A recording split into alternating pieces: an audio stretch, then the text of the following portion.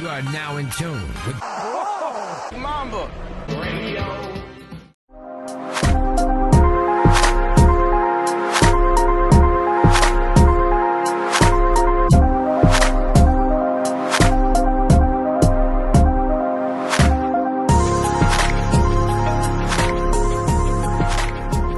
What up, everybody? Thank you for tuning into Brown Mamba Radio. For those out there who don't know, my name is Jackson, and happy Monday to everybody out there. Also, happy Rusev Day. Hopefully, you guys all enjoyed your weekend. All my Stagecoach freaks, hopefully you guys had a good time. I personally don't listen to country music that much, but hey, if you do you, boo. That's your thing. So yeah, hopefully you guys all enjoyed your weekend, full of all kinds of crazy different things going on in sports, which is what I'm here for. I'm going to wrap that up for you guys real quick and talk a little bit of some, other stuff that happened. Like I said, it's not all sports all the time. And then, yeah, just, where do I start? Playoffs. Yeah, NBA playoffs. The second round is officially set. Last time I talked to you guys, it was on this Friday. That's why I'm coming at you after the weekend. But a lot happened. Only a few days, but a lot happened since last Friday. Like I said, the second round is officially set and underway. The Cavs and LeBron, or however you want to look at it, whether it's the Cavs as a team or just LeBron, since he's putting the whole motherfucking team on his back. Though the Cavs were pushed to Game 7 against the Pacers, but ultimately the Cavs pulled it out. They overcame the odds. They finally got a little bit of production from Tristan Thompson, and that was about it. And then, of course, LeBron had his usual game. I think he had 45 points, almost a triple-double, flirted with a triple-double. And like I said, they're moving on to face the Raptors, who avoided a Game 7 themselves against the Wizards. And then we're going to get that the big brother, little brother matchup I was talking about earlier. So like I said, we get the Cavs and the Raptors on the East. Celtics, they pushed it to the limit, went to 7 games as well against Milwaukee, and they eventually overcame the odds without their two best players, Kyrie Irving and Gordon Hayward, to move on to the next round against the waiting and willing and ready. I don't know if I said that correctly, but the Sixers are waiting for them, and then over on the west side of things, the Jazz went and sent the Thunder home early after a heroic, game 5 from Westbrook and the boys. Just couldn't push it to Game 7. Then the Jazz are moving on, taking on the Rockets. And quickly before I get on to the matchups, I just wanted to, address all the fallen teams. And the common thread between all of them is they have a lot of questions that need to be asked with their futures. A lot of questions, a lot of things to address. A lot of looking in the mirror and figuring out who they want to be. Obviously with the Thunder, with OKC is the most they have the biggest questions going forward. Obviously, what's Paul George gonna do? What's Carmelo gonna do? What do they do with Russ? What do they get a new coach? What do they do with their support? There's a lot of stuff going on with the Thunder. Same thing with the Wizards. A lot of stuff with them. A lot of criticism of John Wall. What do they do with him going forward? Or can they continue to keep building around him? Where does Bradley Beal go? Where they need to get help? Again, them too with the coaching questions. A lot of people are saying like they brought in Scotty Brooks, and it's like, what's the difference between Scotty Brooks and Randy Whitman? It just seems like there's no difference as far as what we've seen on the court from them.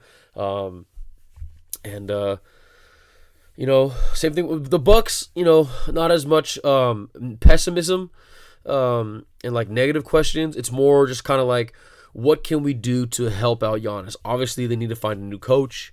I forget who what's his name? The guy with obviously not Pistorius, but whatever the coach is there, the substitute teacher coach after J. Kidd was fired. It's they're gonna need to find someone who can that they feel can take Giannis and help take Giannis to the next level. They're gonna need to help him out. Definitely need to help him out, or with a better supporting cast. I like Chris Middleton. He's fine, but I mean, Jabari Parker is probably not gonna be hanging around too much longer. They definitely need some more guard help. Giannis is a freak enough athlete. No pun intended, to play point guard. That doesn't mean that he should be a point guard. Obviously, they need to get some more guard help. And when you're playing Jason Terry in a Game 7 in 2018, I think you got yourself a little problem on your hands. So, like I said, just a lot of questions, a lot of things they got to take care of. All the teams, but mainly OKC. It's going to be definitely interesting. I'm going to probably do something, hopefully with some other people, like if I can, work it all out, where I do like a big, what does each team need to do this offseason, and mainly this offseason, but in the future to help them, take them to the next level thing. So look forward for that. But moving on to the actual teams who are moving on,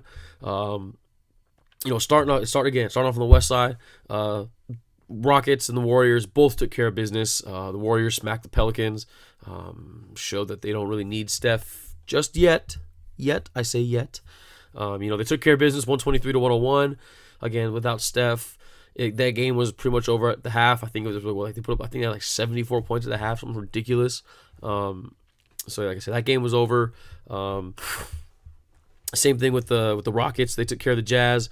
They finished them off 110 to 96. This game was, even though that score's a little closer, the game itself wasn't that close. It was over pretty early also in that one. Like I said, not really much to analyze here. Really, what more can you say? The Rockets and the Warriors are freaking good. And it's just, can we just fast forward already to the conference finals where we see the Rockets and the Warriors, because that's where the fireworks are gonna fly. So that's something from the West. In the East, Game 1 I think is tomorrow for the Cavs and the Raptors. But again, like I mentioned earlier, it's that big brother little brother matchup. It's just LeBron and the Cavs. Mainly LeBron has always had the Raptors. He's had their number. And, big questions here with this one is on the Raptor side of things is, can they finally get over the hump? Like I said, they've just, for whatever reason, I mean, it's not just for whatever reason, obviously, because LeBron's pretty fucking good, but for whatever reason, no matter how well the Raptors play, they just can't, LeBron always finds a way to win. And it's not even like a thing where it's like the Raptors find a way to lose. It's like LeBron finds a way to win, kind of thing. So I said they're playing pretty well, and like I said in the last episode, not a discouraging thing, but also not like a it doesn't make me feel like I don't have as much confidence in the Raptors, knowing that it took them 6 games to beat the Wizards when they could have easily swept them, or when they should have easily swept them, or maybe just done and taking care of business in 5. So like I said, we'll have to see about that. And then the thing is that it also kind of helps, but on the flip side, it's kind of it plays hand in hand with the next thing I also have is from the Cavs side of things. With their question is, how much does LeBron have left in the tank? And I don't say that as in his career, I mean in this postseason. He's been playing a ton of minutes, around the 40-minute per game mark. Sometimes he's played more. He's doing everything. He's had like 3 40-point games this series, a couple triple-doubles, flirted with a few more, and just doing it all by himself. For like the first 6 games, had no help from his supporting cast. Then finally got a little help in the form of Tristan Thompson. Kyle Korver had a couple games, or had a game where he was going off a little bit, but it's just it's tough. It's tough being the king. He said it after Game 7 that he's like, man, I'm just tired right now. I just want to go home. And trust me, man, you can't blame him. He's been, like I said, he's been literally carrying this team, and getting no help from anybody. It's obviously, I mean, we all know why they're acting like this, but it's just comical how, all the talking heads on ESPN and Fox Sports and all those things, they're saying, well, people talking, all the haters talk about there's no supporting cast in the cast. Well, look who showed up. Like, shut the fuck up. Like, we all know it was just one game. You know what I mean? Like, if that was the case, then they should have taken care of business in the games earlier. But if LeBron is really slowing down and just getting tired, you know what I mean? Like, it's how long can you can only put the pedal to the metal for so long until you finally start running out of gas. So, LeBron's definitely got his foot off the pedal, or excuse me, he got his foot on the pedal. But it looks like he's starting to take a look at his gas light. Looks like it might be coming on already. But like I said, but probably knowing LeBron, he's probably going to say, shut the fuck up, Jackson. What do you know? And just put up some more. Put up another 40-point game, have a triple-double, and then have like the game-winning shot and a game-winning block or something like that. So, like I said, let's see. I'm interested to see though. A lot of definitely interesting. The Raptors. I think the Raptors are favored in the series. I'm not 100% sure. But again, you can't. Anytime there's LeBron's involved, you can't count them out. So, interested to see how that goes. And again, just for the whole thing where it's like, can the Raptors finally get over the hump? But the one that we all want to see, the matchup that we all want to see, is the Sixers and the Celtics. I mean, I wish that the Celtics were at full strength, but still, this is going to be a fun matchup. Not just between the teams, but like all the individual matchups. Embiid looks like he's going to be getting the green light to be able to play the entire series without any, holding him back or anything like that, minutes restrictions or anything. So look for Embiid and Horford. That's the big one down low. Everyone wants to see. At least I want to see it. A little bit of Baines too, because Baines knows his job as just I'm just going to get rebounds, play defense, foul hard, screen hard, all that stuff. So that's going to be good to see. Then we got the rookie matchups. I'm thinking the Celtics are gonna put Jason Tatum on Ben Simmons. I think that's how it's gonna go. Simmons is just too big for some of the other guards, like the ones that they have at the helm right now, like Shane Larkin or even Rozier, or maybe they'll throw Smart at him. I'm not sure, but like I said, just these matchups just all sound fun, and then all the guards as well. I mentioned Rozier, Larkin, Smart. Those guys are going to be ready. Jaylen Brown, maybe Jaylen Brown. I'm not 100% sure yet. I don't know his injury status yet. I haven't really seen anything yet if he's good to go for tonight's game. But those guys are all playing very well in round one. And we'll see how they match up against the diversity of the Sixers guards. You got JJ Redick, spot up shooter. Let's see how they can take care of them. Not just spot up, but also running around screens. We'll see who the Celtics will put on him. TJ McConnell, more of a traditional type of point guard. Kind of just we'll see if they who they throw on him. Markelle Fultz. I know he hasn't been playing as much as people. Not that they want him to play, but they want him to play because they want him to do well, just based on everything that's been going on with him. But his defense just isn't there right now, so you just have to wait and see who they to see if who they'll throw on Fultz, or if even Fultz gets a lot of minutes in general. We'll have to wait and see.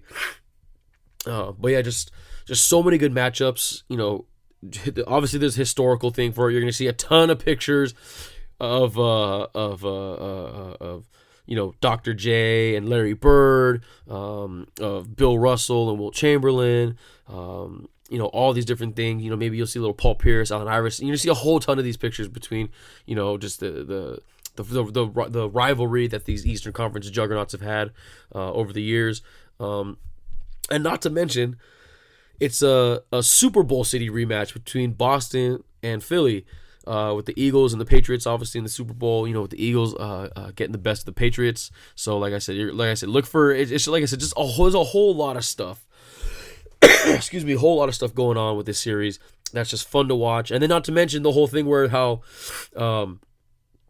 Boston baited, did the old bait and switch thingy with Philly with the Fultz pick and stuff, and in order tricking them into taking, or they thought they tricked them into taking Fultz so that they could take Tatum. You know what I mean? So like I said, there's a lot of layers, a lot of layers to this series that I know that I'm excited for. I know a lot of you guys out there are excited for it.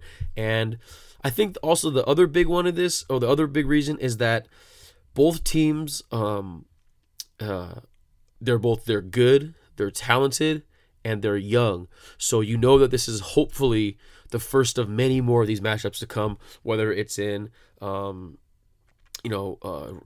regular season games, but in the playoffs mainly. Whether it's in the early rounds of the playoffs or hopefully in the in the conference finals. You know what I mean? It's like I said. Hopefully, it's a lot to be excited about for this series. I'm definitely gonna be excited to watch this one. So, it's good. Playoffs, baby. They're pretty good this year. They're like I said, not surprisingly good, but just like I said, I think everyone's just surprised at the quality of all the games so far. The West right now is, like I said, a little bit more one-sided with the Warriors and the Rockets, but obviously we're going to wait till next round. That's the one that everyone wants to see. That's the big heavyweight fight that everyone wants to see between the Warriors and the Rockets.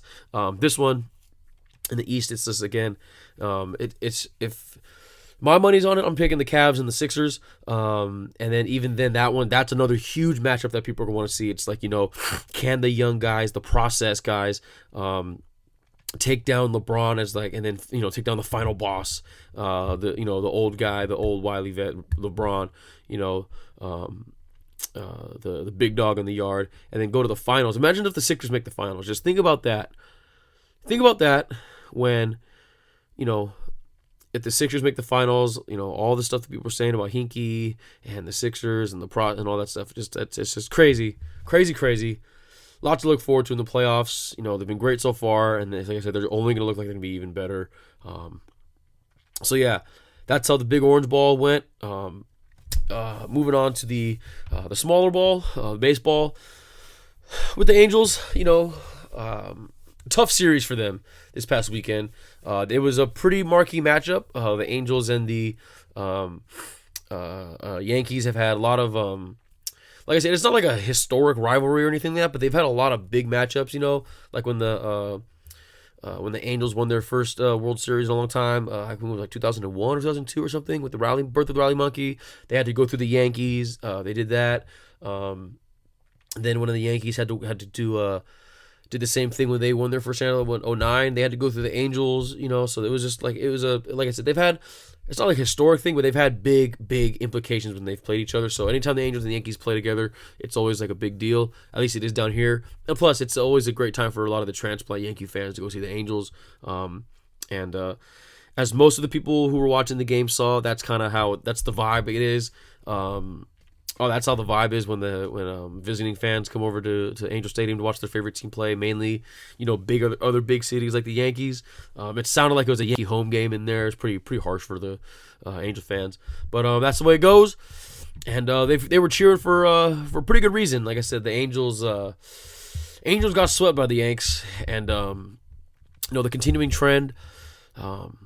Where the Angels, their record's still good. If you look at the record, like, damn, they're playing well. But if you actually take a look at who they've beaten, they haven't. It's not that they're beating the team that they should, which is always a good thing, because you never want to play down to the competition and take a team lightly. Because on the up to 5, the other team in blue, they're the ones who are a little spotty, not taking care of business when they should. But like I said, the Angels are taking care of business when they should. It's just like I said, they just need to start looking a little bit more competitive against the better teams, or like the teams who, have like winning records, or the teams who are hot. Like I said, they struggled against the Red Sox. They struggled against the Yankees just now. I know they barely got past the Astros. But like I said, it's tough. It's a long season. It's a long season. So, they'll probably figure it out. Like I said, it's very optimistic. Good start for the Angels. Now they got the Orioles and the Mariners coming up, again, two mainly the Orioles, not so hot teams. So like I said, maybe they can bounce back, recoup and find themselves, and like I said, they'll figure it out. But Angels are doing all right so far. Not so much. Like I said, up to 5 down in Chavez Ravine. Things are not good right now, and I'm not in full on panic mode yet. Not yet. I'm pretty freaking close though. But I'm officially worried. Like, I'm officially worried. Like, okay, what the hell is going on? They had one great game, the day game win in the doubleheader on Saturday. That was good to see. You know, the bats were hot. They were popping the ball over the yard. You know, I think they put up 15 runs. But man, just bad losses in the other games. Bad pitching. Just not getting hits when they needed to. But just mainly the pitching, and then it all kind of culminated with the whole Cody Bellinger, Dave Roberts situation, where if you haven't heard about what happened yet, in the 5th inning, I believe, Cody Bellinger got benched right after his at bat, or not right after his at bat, but after the half inning was over, after they were done batting. Dave Roberts benched him, saying that he felt that Cody Bellinger was kind of taking it easy, putting it on his cruise control, or not hustling the way he feels like he should have hustled. It was a surprise to the fans. It was a surprise to Cody Bellinger. It was a surprise to a lot of people, especially if you saw the play. So the whole reasoning behind why Dave Roberts did it was because his logic. So if you're not familiar with AT&T Park in San Francisco, there's in the right center corner, it's like 421 feet. It's just this huge, deep part of the park, and it's any other place that they're home runs, but there that's just the way it's built. And Bellinger just fucking smoked one out there. And usually when balls are hit out there, they're usually triples. It's just the way they're usually triples, and unless it's like a big slow guy or whatever. But a guy as athletic as Cody Bellinger, could he have gotten a triple? Yes, he could have.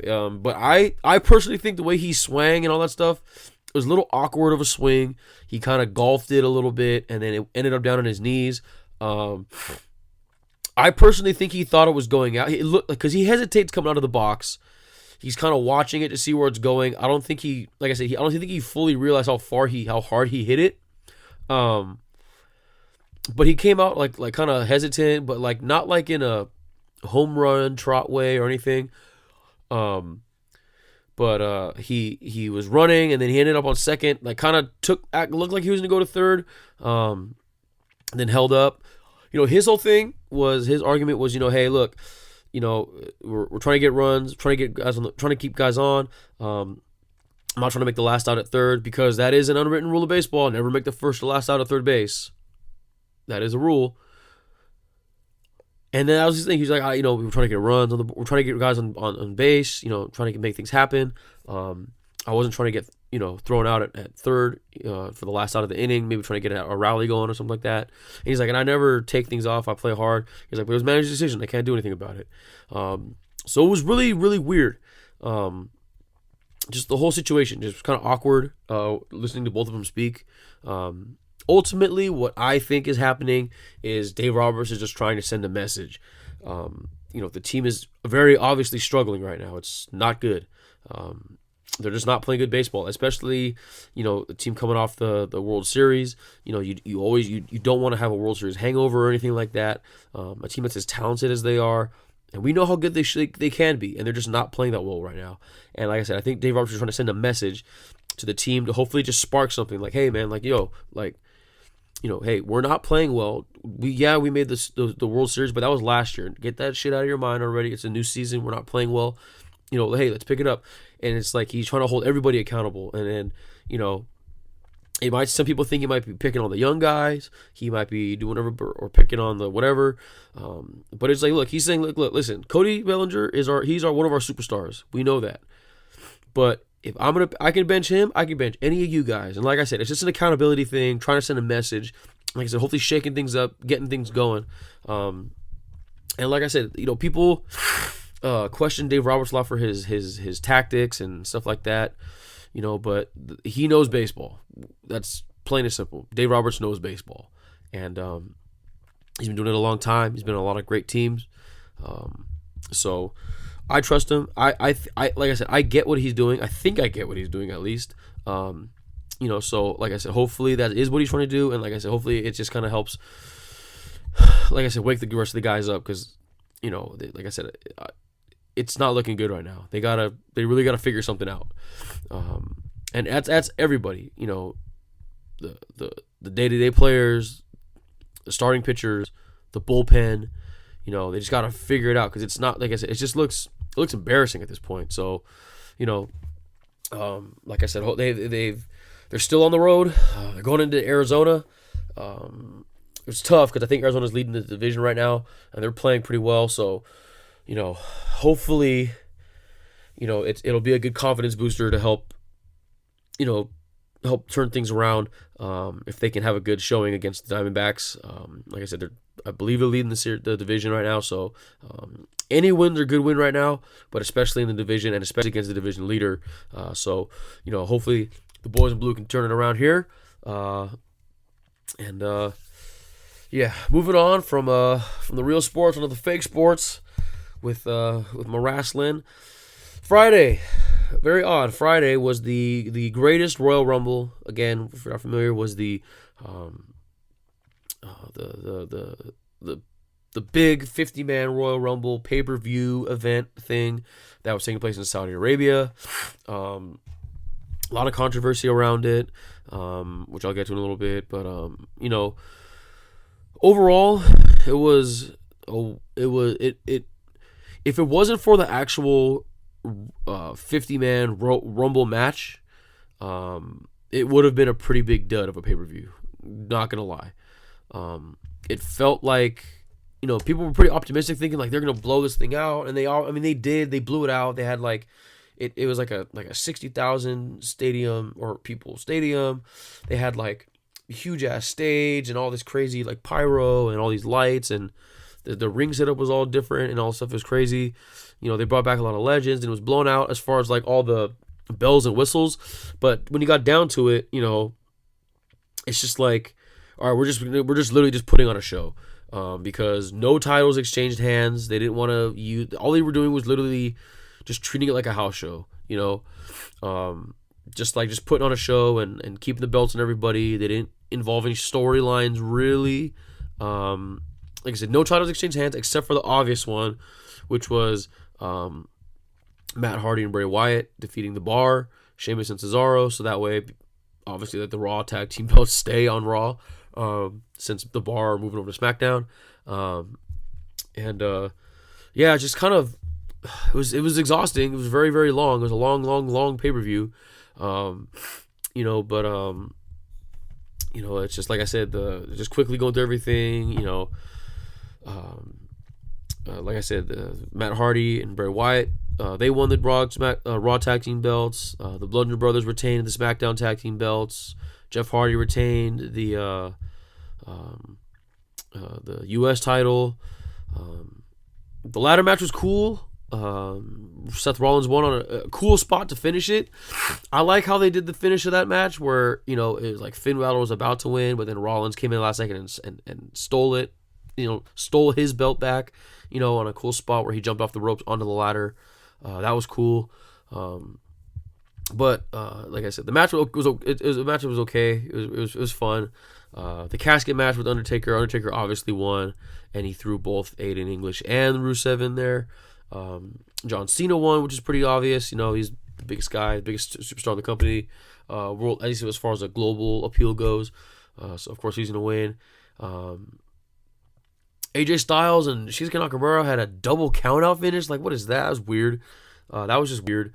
I don't know what they're gonna do with this one going forward. And then the steel cage match between Brock Lesnar and Roman Reigns. I mean, it was the match. It was what it was. But the match itself, up until the end, was what it was. It was just, obviously it was going to be Brock Lesnar, Suplex City, bitch, all that stuff. Some kick out to the F5s, whatever. Then Roman Reigns has his comeback. We all knew that was coming. But, like, honestly, the finish was pretty, the idea, in theory, was pretty cool, I think. Even though they botched it, it was a cool finish. Like I was like, oh damn it! Like actually, legitimately caught me by surprise that happened. Just like I said, it's too bad that the finish itself was actually a little botched. For those of you who don't know, it was in a steel cage match, and in a steel cage match, the rules are you can win the match by either pinning or submitting your opponent, or by escaping the cage and having both feet touch the floor. That's the rule. It's like you escape, you climb out of the cage, and the first person outside of the cage wins, kind of thing. So what happened was Brock Lesnar was pulling himself up around the apron area, and then Roman Reigns hit a big spear all the way across the ring, and as he speared him, it launched Brock Lesnar through the cage, so the actual cage broke. They gimmicked it, obviously, but it broke when he speared him, and technically Brock did hit first, but obviously when the cage breaks, Brock landed on the cage and not on the actual floor. So Brock landed on the cage, and after the impact, Roman Reigns rolled off of Brock, and he was technically on the floor first. So then everyone's kind of like, wait, I see what they're trying to do here with this, where they're trying to make, like, technically Brock hit first, but technically Roman Reigns just won because his feet hit the floor. So it was very confusing. And then, like I said, we all knew what they were trying to do. But then, like I said, when Roman Reigns actually hit the floor mats first, then they're kind of like, wait, did Roman Reigns just win? And then the ring announcer said Brock would retain. People were kind of confused. I'm sure if that finish happened here in the States, people would have lost their fucking minds, and it would have been a lot bigger of an issue. So, like I said, and then, so Brock as the champion. A long story short, Brock's still the champion. Still. And, when will this fucking feud end? Because, Backlash is coming up on Sunday. I know, right around the corner already. And it's a dual branded pay-per-view, so it's probably going to be like 4 hours long. Jesus.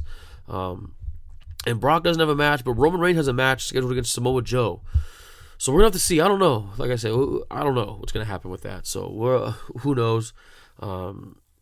And then as far as the actual Rumble itself, like I said, it was fun. It was entertaining. It was about as entertaining as a 50-man Royal Rumble could be. The match itself was like more than an hour long. Braun Strowman won.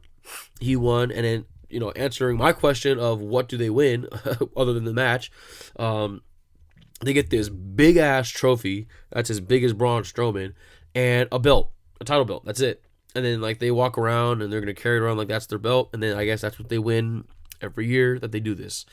So Braun won the belt, and the Royal Rumble match, him and Big Cass of all people were the last two. What else? Oh, speaking of the last ones, Daniel Bryan was in the final three. He lasted to the final three, all the way from the number one entry, being the Iron Man of the match, and I believe he broke the record for the longest time in a Rumble match.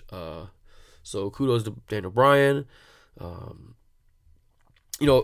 Some returns. Daniel Bryan, Rey Mysterio, Chris Jericho came back. We all knew this was going to happen. Just as far as what capacity they're going to return, I don't know. I don't know if they're going to stay in WWE, because both of them, if you're unfamiliar, had storylines and feuds in New Japan. So Rey Mysterio, was at the New Japan, was at Strong Style Evolved here in Long Beach, or here in LA area in Long Beach. And he was teasing. He was supposed to wrestle Jushin Thunder Liger, but he got in. He was injured, so he couldn't. So, does that mean he's gonna be able to finally have? And he promised everyone that he was gonna have that match that we all want to see. So, I don't know if that's gonna happen. He also teased a feud with Will Ospreay and with Marty Scurll. So we'll see I don't know if that's gonna how that's gonna go. Same thing with Chris Jericho. He obviously had his match with Kenny Omega earlier this year. He was teasing a feud with Tetsuya Naito. So it's like I said, it's interesting. I don't know. Like I said, I don't know if we're gonna be here in WWE full time. If they're gonna be able to go back and forth. If they were just there for the match, who knows? It was good to see him back though. It was cool to see Rey Mysterio back. It was cool to see Chris Jericho back. Put people on the list earlier. And then him and Kevin Owens rehashed the rivalry, so that was cool. And then in the weirdest bit, or the most random thing, I guess the part of the match, of all the different people that came out, the returns, that other returns, like Hornswoggle came back, Mark Henry came back, Greg Khali came back. That was whatever, They also had some NXT call-ups. Not too familiar with those guys. Whatever, nothing too crazy. But the most random one that I guess everyone was talking about was there was a sumo wrestler that came out when Mark Henry was there, by the name of Hiroki Sumi. And people were trying to, and as a fan of sumo wrestling, I don't know who he was. I know a lot of the legends. People were trying to say, "Oh, was that the guy that Big Show faced?" And it's like, no, he faced Akebono, who's different. He was just a guy who's a sumo wrestler. It was kind of random, and everyone's like, "What in the world?" And then, you kind of knew that it was. We all knew why. It was so that way him and Mark Henry could face off, and then Mark Henry just eliminated the sumo wrestler, and we got a big laugh, kind of thing, whatever. But then it was still just the underlying question was why. Like, that was pretty random. According to Big Davey Meltzer, over there with the Wrestling Observer, he's reporting that the story behind why that sumo wrestler was there was because one of, I don't know if it's the main prince that's all the news and all that stuff, whatever, but one of the princes who was apparently one of the big money fronts for the whole show, one of the princes, for whatever reason, had 3 specific requests for who he wanted to see at this Greatest Royal Rumble.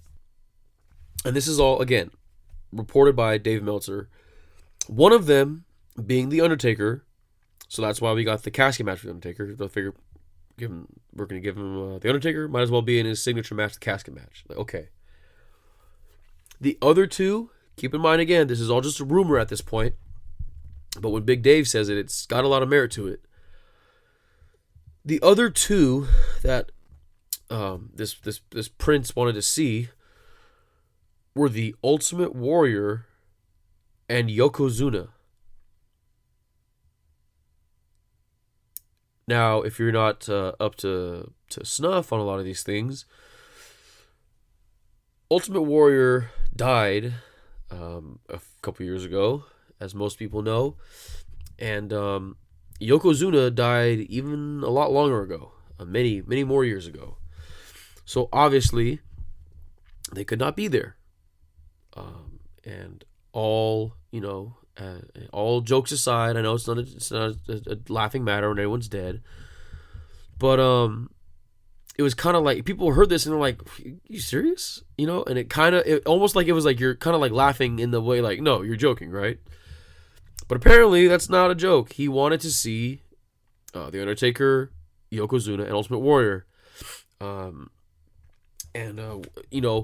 Like I said, maybe he hasn't been up to date. Maybe he himself hasn't been up to snuff on wrestling.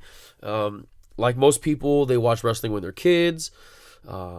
They kind of grow up and out of it and just forget, about people. And they just, oh man, I would really like to see, Ultimate Warrior and Yokozuna. That'd be cool. Sometimes you're like, or just as you get older and you meet a kid who watches wrestling, and they say, yeah, I watched wrestling. You're like, oh man, I remember when it was like these guys.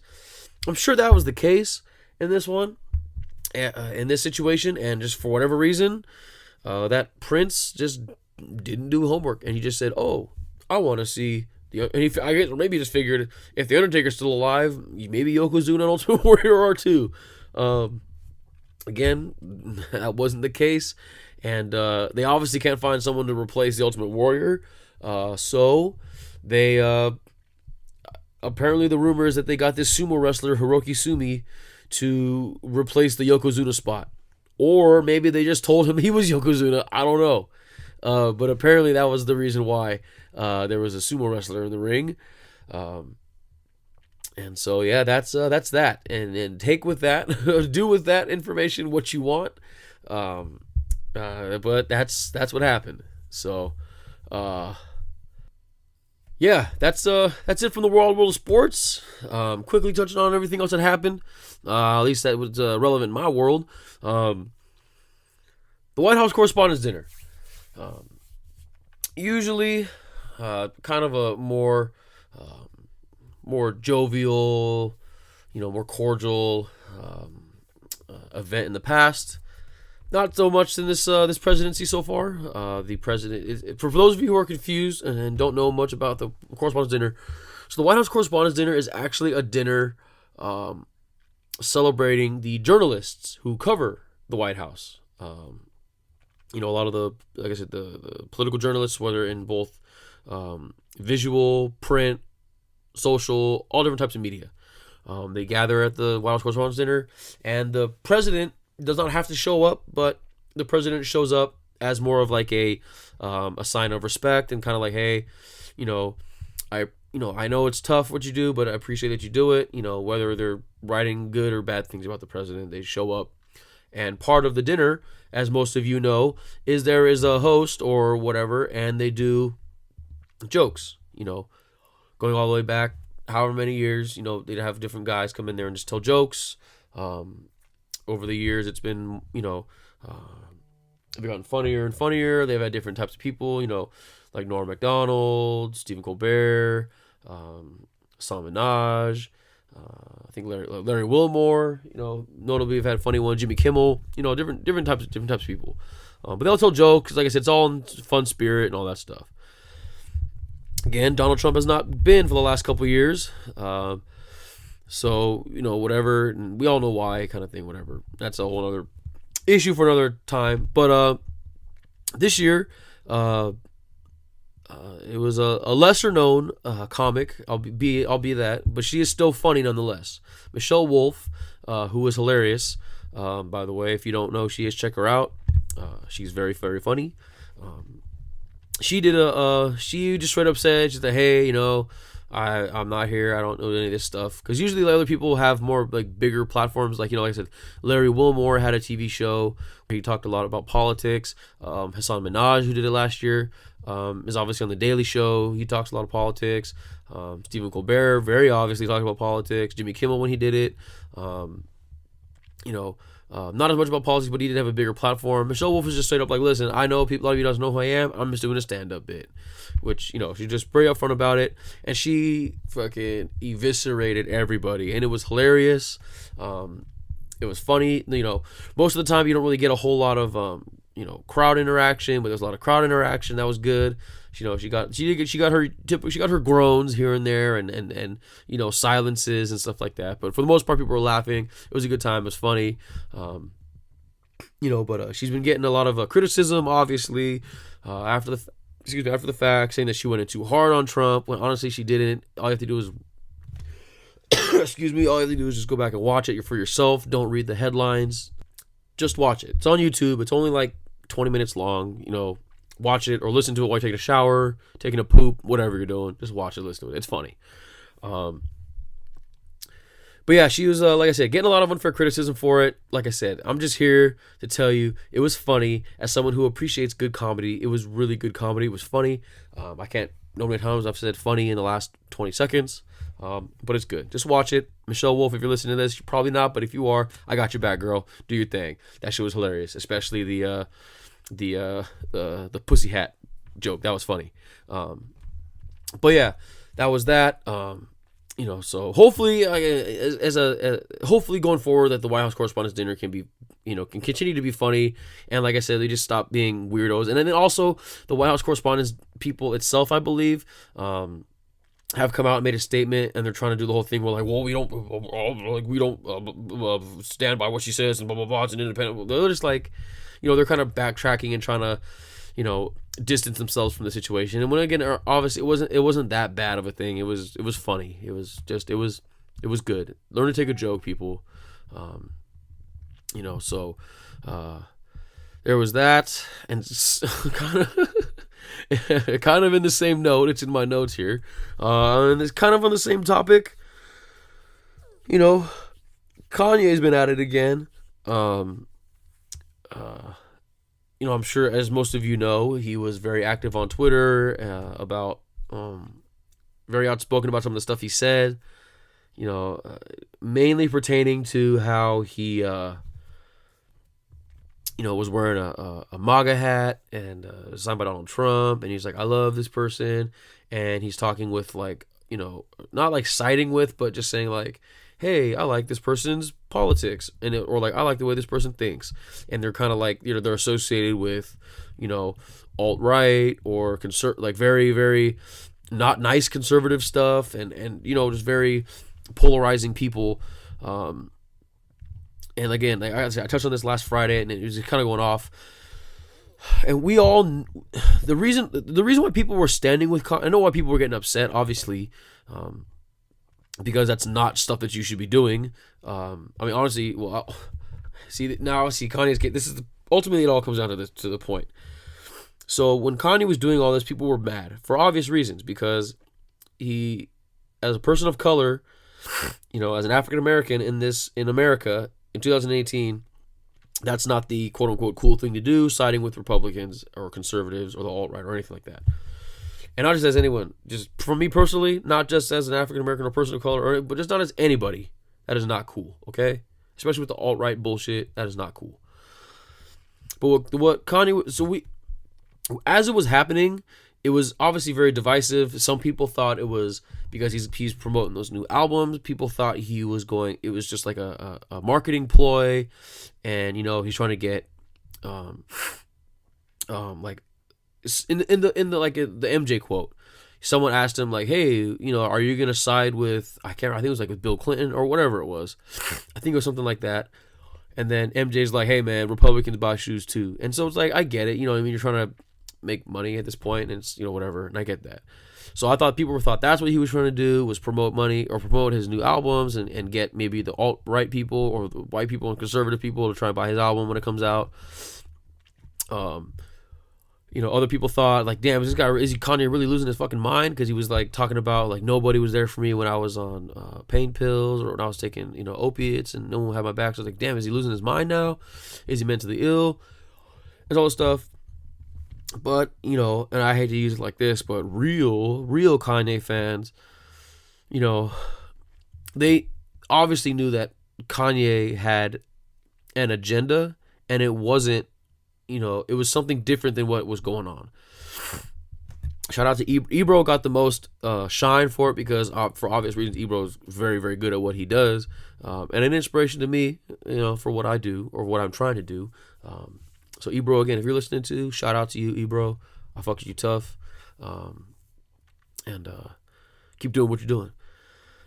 But with Ebro, he like I said, he knew, and him and Rosenberg, who also, shout out to Rosenberg. Like I said, they knew that Kanye had a bigger, like overall plan with what he's doing. Most of us did too. Like I said, I knew something was up. I knew it obviously wasn't money related, and like I said, but Ebro articulated it best, and I think in that interview with the New Yorker, the New York Times or whatever it was, where he's like, listen, Kanye, his whole life has always been very outspoken. He's been very challenging to people. He's been very not afraid to speak his mind and stuff like that. But mainly he's always very calculated. He knows what he's doing. And so Ebro said it best with this one, where he's like, we know Kanye knows what he's doing. We know he's trying to prove a point with all this that may not directly be associating himself with the alt-right and with MAGA and all that bullshit. But if that's the case, Kanye, he's like, hurry up and make your point already. Because, and like we were like, yes. And that's the best way to put it. It's like, we know he's trying to make a point, but hurry up and make a point already. And then Kanye eventually does come out, and say, listen, I don't fuck with the alt-right. I don't know enough to fuck with them. I don't want to fuck with them. But at the end of the day, he's saying, don't tell me how I should think and who I should side with, who I should associate myself with, as a human. We all have the rights to choose who we want to side with. So that's the thing. And that's why, and then same thing when it falls along with Chance, because Chance the Rapper got it. Chance the Rapper, was criticized for backing Kanye, especially with this thing like, hey, listen, black people don't have to be Democrats, because it's the same thing. Because people think that a lot of times people feel pressured to do a certain thing because that's what other people like them, or other people who they associate with, or other people who they want to be associated with do. So they figure, hey, if maybe they'll accept me if I do it too. And that's the ultimate point that Kanye and that Chance the Rapper, who in trying to side with Kanye, those are the points we're trying to make. And like I said, okay, and it all makes sense. It's kind of like, I kind of figured that's what he was doing. He was like, don't tell me how I can think. I can think however I want. And he was just making a point. And it was a pretty hectic couple of 48 hours or a few hours, or when that was going on. People were losing their minds, thinking, what the fuck is wrong with Kanye? There's a bunch of make Kanye great again stuff, and people saying like, fuck Kanye. People aren't following him and all this crazy stuff. But things are good now, and Kanye put out some new songs, 2 new songs to be exact. The first one, people got kind of mad, when Kanye put out his first new song. What is it called again? Lift Yourself. And let's just say, if you haven't listened to it yet, go ahead and listen to it. And honestly, fuck it. You know what? Listen, it happened over the weekend. If you haven't listened to it yet, that's your fault. Lift Yourself was a fucking troll song, and that shit was fucking hilarious. I thought that shit was so funny. That's where all the scoop-de poop memes come from, because he made the track. It was a classically styled Kanye sampled beat, where he takes an old soul or hit old song from like the 70s, sampled it with a drum kit, whatever, and then comes in and he's like, oh man, I'm gonna hit with these bars are gonna be crazy, you ain't never heard anything like this before. And then the beat cuts out, and then it comes back, and he just starts like scatting, saying like scoop-de poop and poopity boop-de boop, and he's trolling everybody. And that shit was fucking hilarious. I was laughing so hard when that happened. Some people were getting mad and all this, like, duh, that's the point. He's trolling, you know what I mean? And I was just cracking up.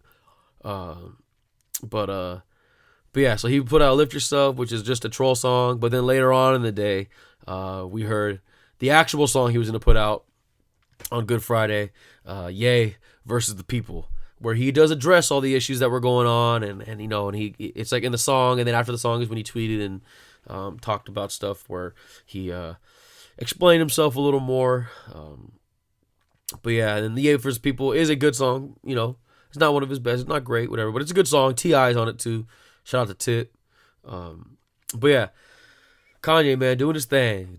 He knows what's up.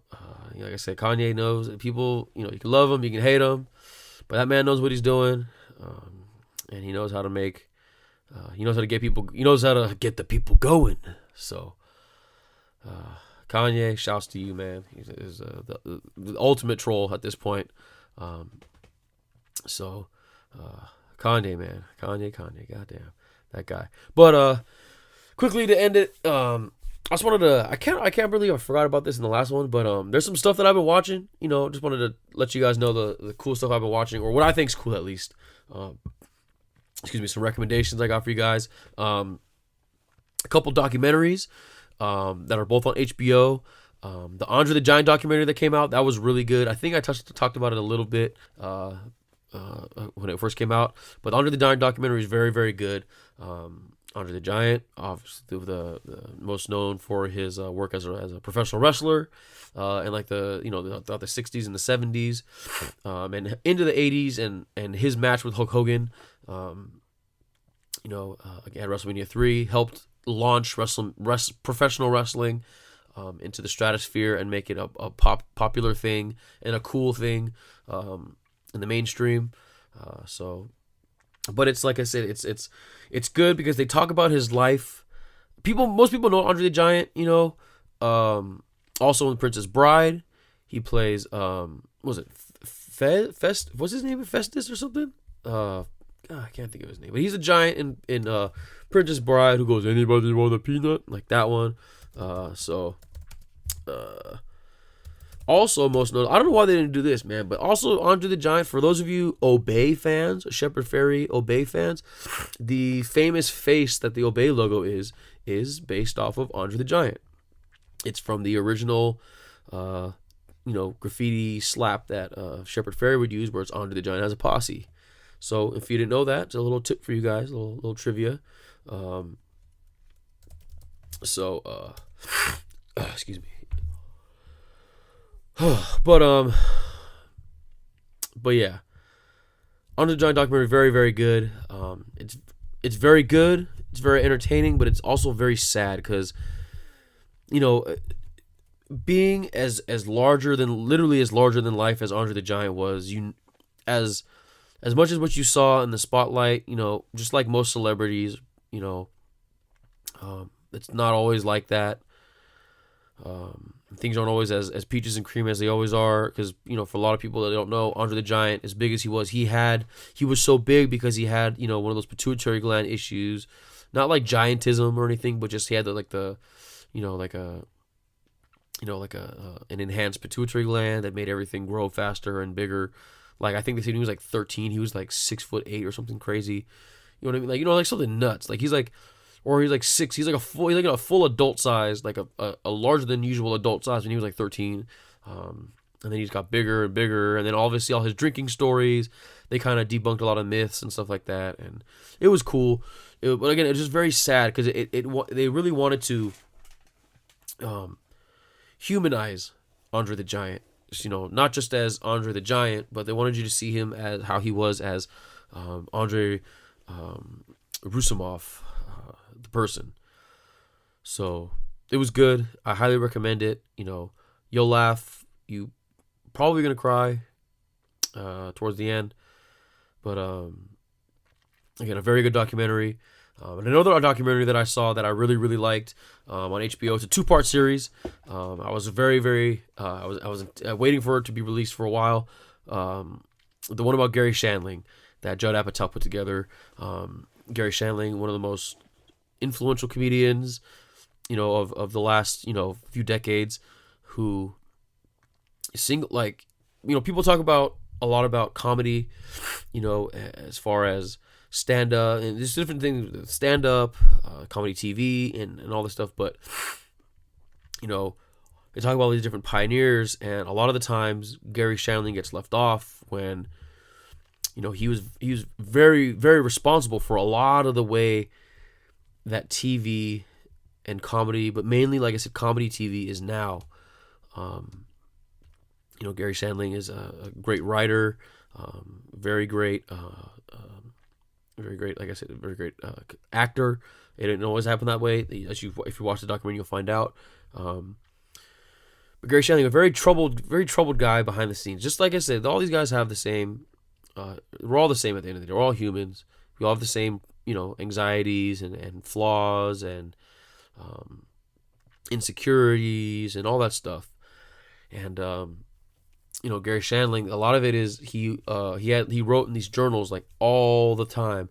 And for those who don't know, Judd Apatow was one of the biggest Gary Shandling fans. He was also essentially his personal assistant for a long time. When Judd Apatow was coming up, he loved Gary Shandling.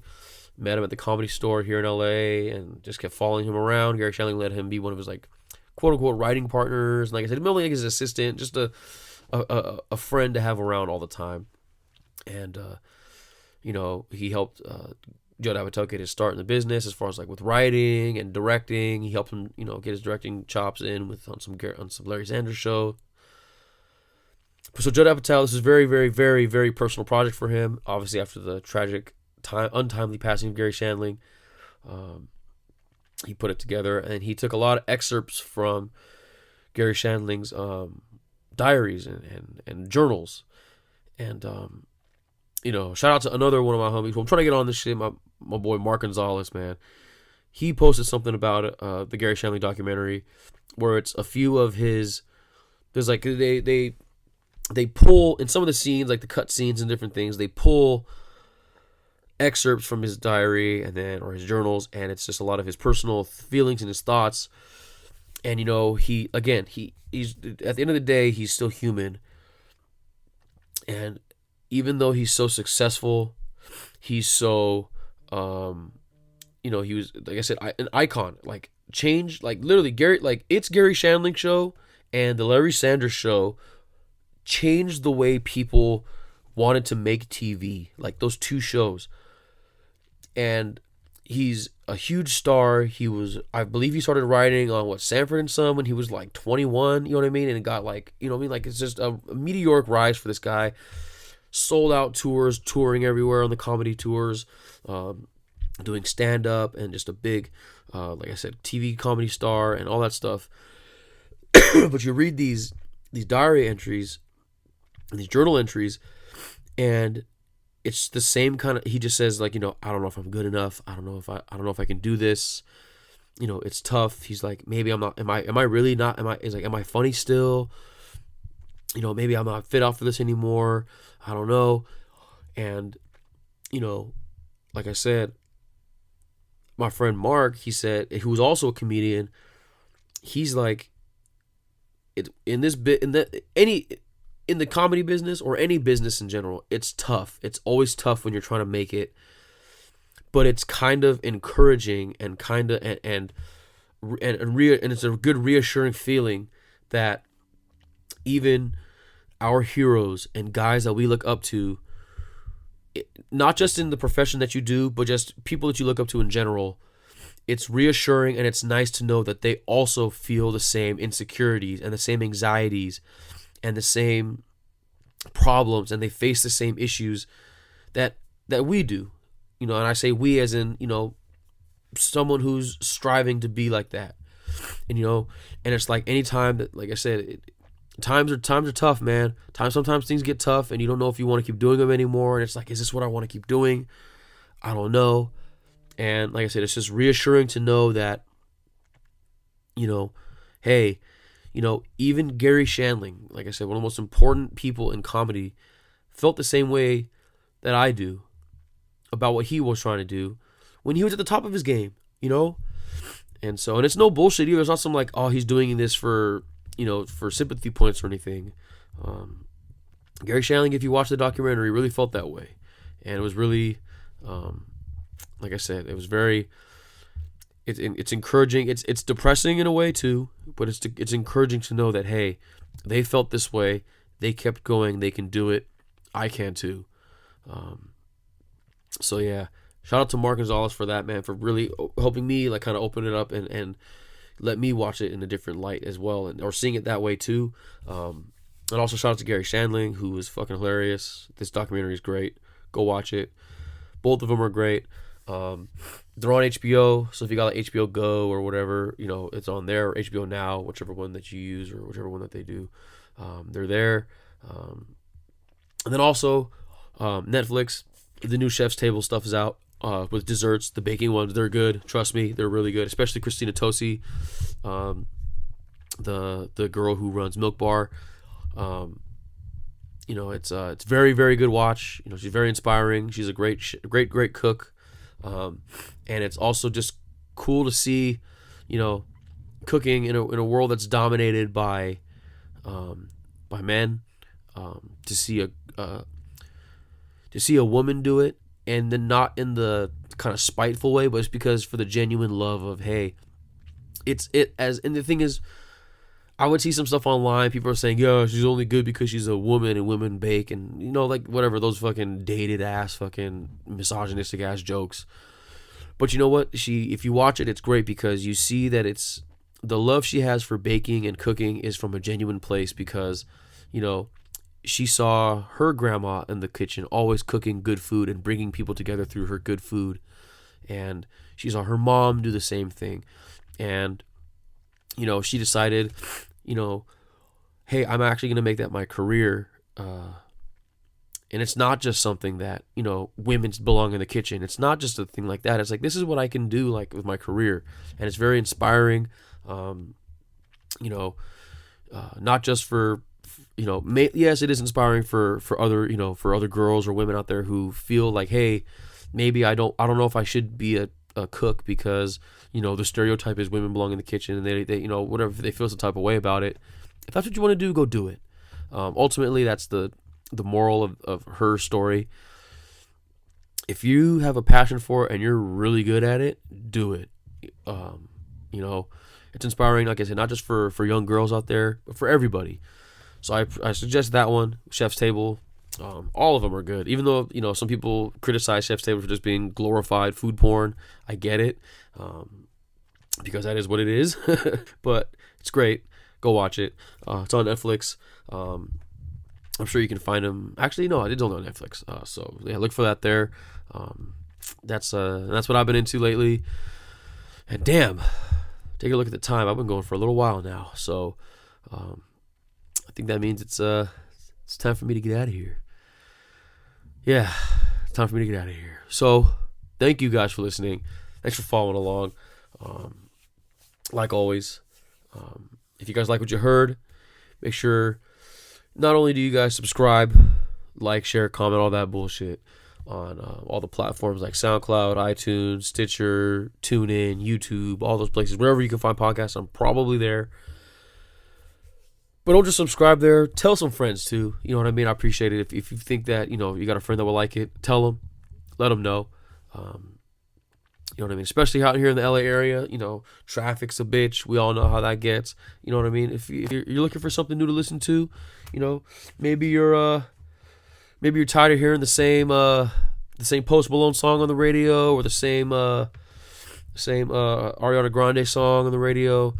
Maybe you're tired of, maybe you just don't feel like listening to Joe Rogan talk about DMT and neuroscience, or, you know, shooting deer with crossbows at 200 miles an hour from 30 miles away. Maybe you're not into hearing that today, and you want to take a break from all that, and you just want to hear somebody talk some shit about stuff you probably shouldn't be talking about, and he's a little underqualified to talk about. Go ahead and recommend Brown Mamba Radio to some of your friends out there. So again, subscribe, like, share, comment, all that bullshit. And then, again, if you want to yell at me about any of the stuff I said, make sure you do so. Follow along. Instagram, Twitter, Facebook, Tumblr. I'm blogging out here. Blog Boys. Shout out to the Blog Boys. You know, we still blogging. Follow along on there. Brown Mamba Radio, Brown Mamba, or my personal stuff, JXCKSXNNN. That's 3 N's. Still working on getting the one with 1 N. So, but it's one of those like old accounts where the last post is from like 2013, and there's only 2 posts on the page. So whoever's had that account, if you're listening, please let that shit go. Let me get it, please. And again, like always, everything is always available on brownmamba.us. All the stuff's there. On my personal blog, again, shout out to the Blog Boys. And that's going to be it. I'm going to try to come back to you guys again later this week, maybe on Friday.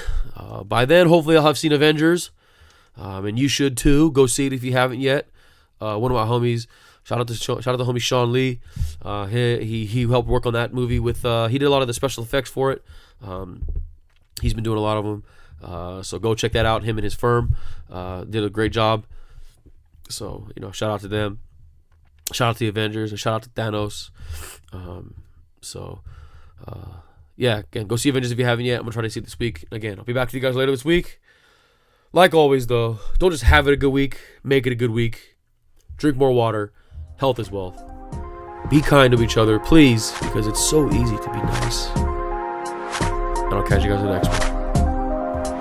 Peace.